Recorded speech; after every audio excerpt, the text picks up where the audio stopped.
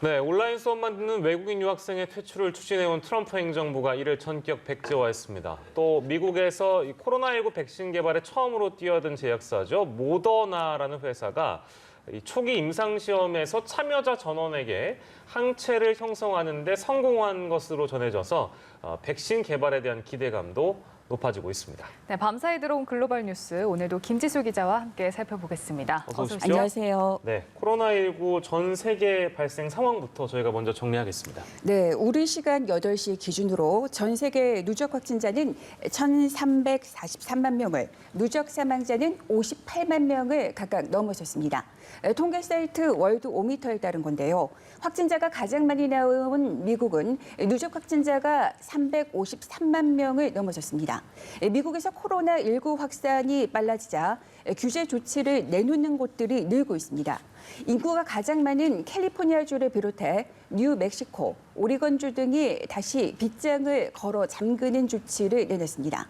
캘리포니아주는 경제 재가동 계획을 뒤집으며 모든 술집의 영업을 금지하고 식당 내 식사를 비롯해 영화관, 동물원도 영업을 중단하도록 했습니다. 새로운 진원지 중 하나로 떠오른 텍사스주 휴스턴시는 주지사에게 2주간의 봉쇄령을 건의하기도 했습니다. 워싱턴 포스트는 새로운 일련의 규제들은 주 정부들이 점포 문을 닫았던 코로나19 사태 초기를 연상시킨다며 다른 주들도 곧 이를 따를지도 모른다고 보도했습니다. CNN은 경제 재가동을 중단하거나 이미 영업을 재개한 술집, 체육관을 다시 문 닫도록 한 주는 50개 주 가운데 절반이 넘는다고 전했습니다. 보건 전문가들도 봉쇄령 재도입을 고려할 것을 촉구하고 있는 상태입니다.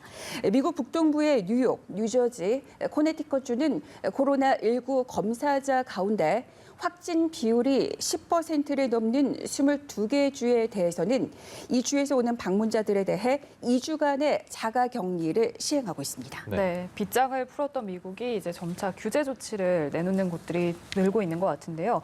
이런 가운데 미국의 해외 공간에서 그동안 중단을 했던 비자 업무가 조만간 다시 재개할 것이라는 소식이 들립니다. 네, 말씀하신 대로 그 미국 국무부가 그동안 중단했던 제외 공간의 비자 업무를 곧 재개할 것이라고 밝혔습니다.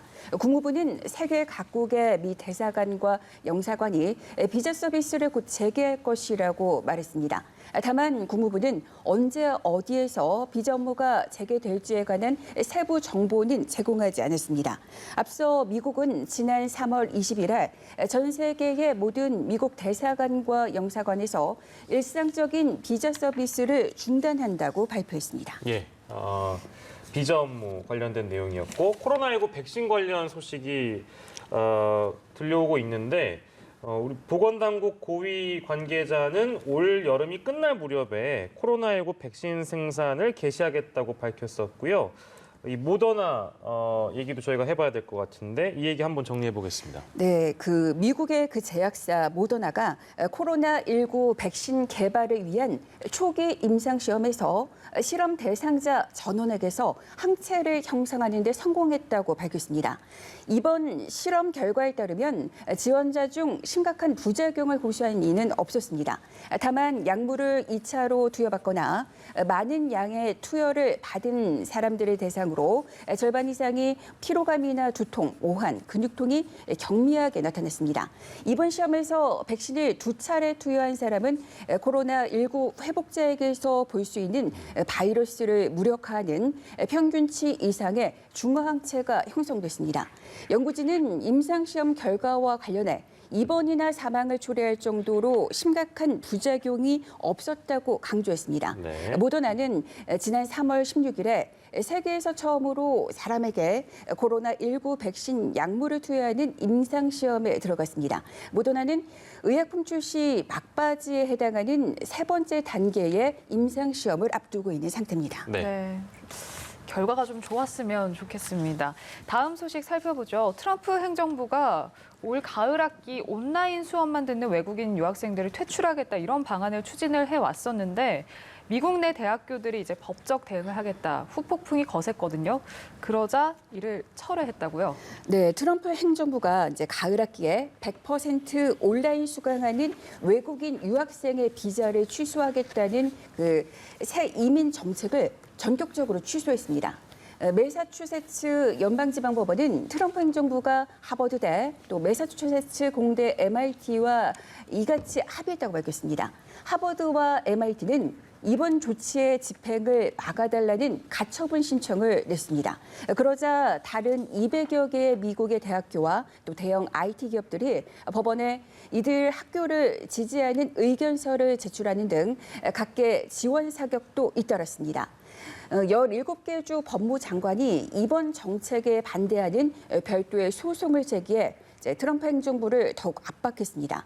이처럼 거센 역풍 속에 불과 8일 만에 트럼프 행정부가 논란의 정책을 취소하면서 100% 온라인 강의 계획을 세운 미 대학교에 다니는 한국인 유학생을 비롯해 100만 명으로 추정되는 그 미국 유학생들은 걱정을 덜고 학업을 이어갈 수 있게 될 전망입니다. 예. 자, 그리고 유럽의 코로나19 상황도 짚어보도록 하겠습니다. 상황 좀 어떻습니까? 네, 유럽연합 EU 회원국들이 EU로의 입국이 허용될 수 있는 제3국을 한국을 포함해 13개 국가로 축소할 것으로 보입니다.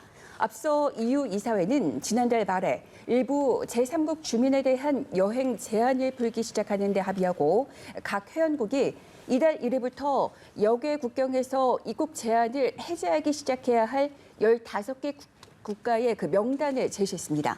코로나19가 확산세로 돌아서면서 그 세르비아와 몬테네그로 등 두 나라가 입국 제한 해제 명단에서 빠지게 됐습니다.